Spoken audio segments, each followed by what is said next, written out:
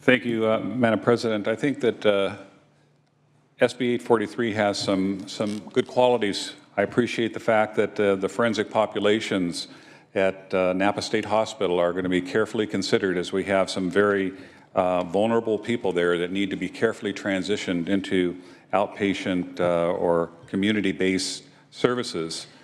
I also appreciate the fact that the California state judges have endorsed this, but I'll tell you a concern that we have in Riverside County in comparison to other areas of the state is that we're about 75 judges short.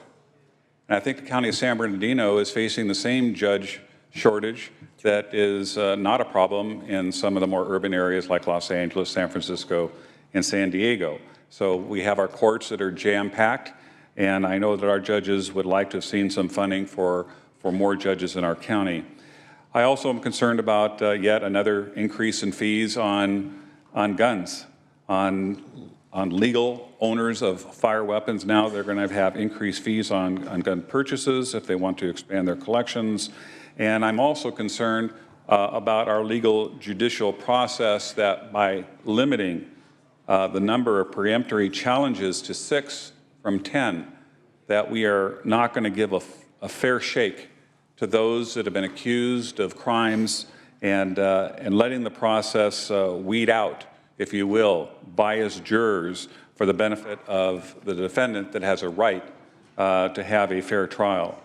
I'm also concerned about the deleting of provisions that were considered temporary court user fees. Often in the state of California, we see what is often described as a temporary fee or a temporary tax.